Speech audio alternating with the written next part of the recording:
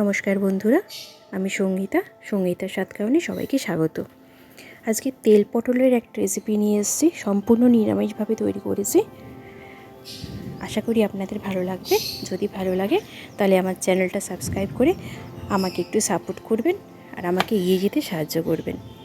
আর একটা লাইকস আর কমেন্টস করে আমাকে উৎসাহ দেবেন নতুন নতুন ভিডিও করার জন্য। প্রথমে আমি কড়াইটা গরম করে তাতে সর্ষের তেল দিয়েছি। তেলটা গরম হয়ে যাওয়ার পরে আমি এর মধ্যে পটলগুলো দিয়ে দিচ্ছি। পটলগুলো আস্ত রেখেছি, মাঝখান থেকে চিড়ে নিয়েছি যাতে মশলাটা ভালো মতন ঢোকে। পটলগুলোর মধ্যে খুব অল্প পরিমাণে নুন আর হলুদ দিয়ে ভেজে নেব, কারণ বেশি হলুদ দিলে পটলটা ভাজার পরে যে তেলটা থাকবে সেই তেলটা কালো হয়ে যাবে। তাই জন্য একদম সামান্য পরিমাণে হলুদ দিয়ে আমি ভেজে নিচ্ছি পটলটা। আর একদম লো ফ্লেমে ভাজবো, তাহলে তেলটাও কালো হবে না, পটলগুলো ভালো মতন ভাজা হবে। পটল ভালো মতন না ভাজলে একটা জলসা জলসা ভাব থাকে, আর তাতে কোনো রেসিপি খুব খেতে ভালো লাগে না। আর পটলটা ভাজার সময় একটু ধৈর্য সহকারে ভাজতে হবে, কারণ যেহেতু লো ফ্লেমে ভাজছি আর পটল ভাজতে কিন্তু বেশ টাইম লাগে। এপিট ওপিট করে একটু ভালো মতন ভেজে নেব। দেখুন ভাজা হয়ে গেছে, এরকমই রাখবো আমি, এর থেকে বেশি ভাজলে কালো হয়ে যাবে। এবার পটলগুলো আমি তুলে নিচ্ছি তেল থেকে এক এক করে।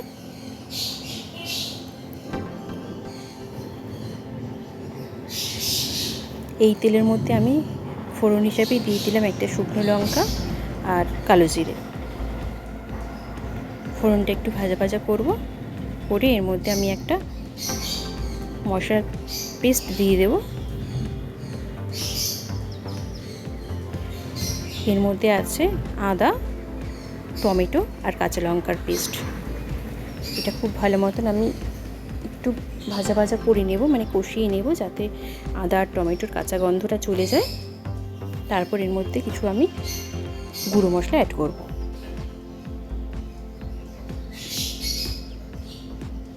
দেখুন হয়ে গেছে কষানোটা, মোটামুটি কাঁচা গন্ধ চলে গেছে। এর মধ্যে আবার গুঁড়ো মশলাগুলো আমি অ্যাড করে দেব। দিয়ে দিচ্ছি জিরে গুঁড়ো হাফ চামচ মতন,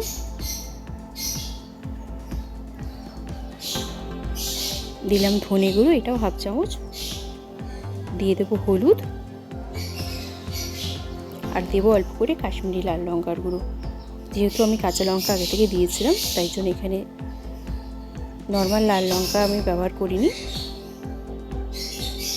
এটা খুব ভালো মতন আমি কষিয়ে নেব, যতক্ষণ না পর্যন্ত তেল বেরোচ্ছে ততক্ষণ কষিয়ে নেব। আর গ্যাসটা কিন্তু লো ফ্লেমেই আছে। এর মধ্যে দিয়ে দেবো আমি পরিমাণ মতো নুন,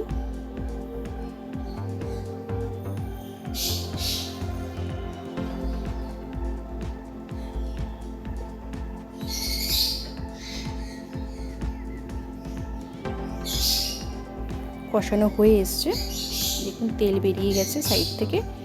এবার এর মধ্যে ভাজা পটলগুলো আমি দিয়ে পটলের সাথে মশলাটাকে খুব ভালো মতন কষিয়ে নেব।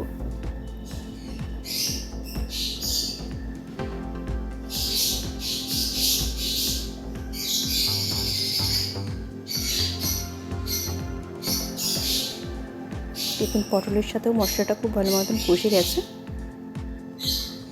সাইড থেকে তেল বেরোচ্ছে।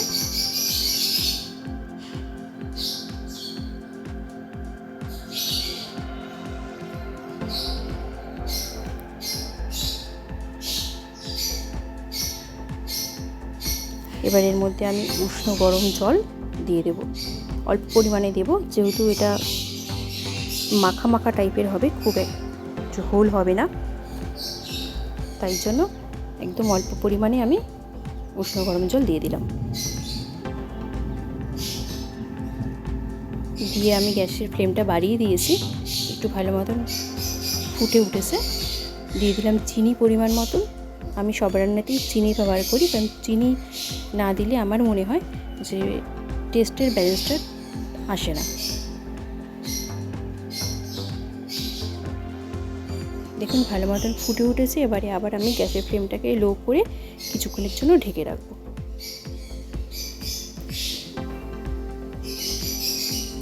2 থেকে 3 মিনিট ঢেকে রাখবো, ঢেকে রান্না করব। তারপরে ঢাকনাটা খুলে ভালো মতন আবার নাড়িয়ে দেব।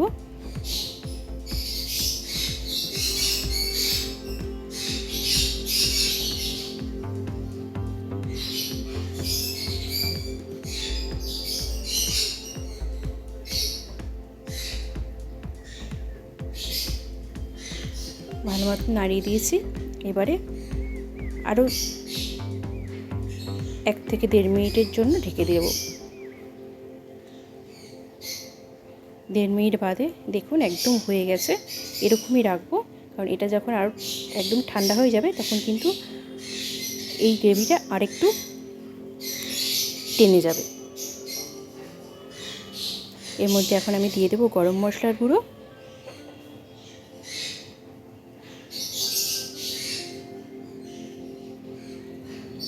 দিয়ে ভালো মতন নাড়িয়ে চাড়িয়ে গ্যাসটা অফ করে 5 মিনিট মতন আমি ঢেকে রেখে দেব। আপনারা বাড়িতে অবশ্যই ট্রাই করবেন। নিরামিষ দিনে গরম ভাতের সঙ্গে খেয়ে তারপর আমাকে কমেন্টস করে জানাবেন কেমন লাগলো। দেখুন আমি ঢেকে দিলাম আবার গ্যাসটা অফ করে। এবারে ঢাকনা খুলে এরকম পরিস্থিতি এসছে। যদি রান্নাটা আপনাদের ভালো লাগে তাহলে আমার চ্যানেলটা একটু সাবস্ক্রাইব করে আমার সাথে থাকবেন।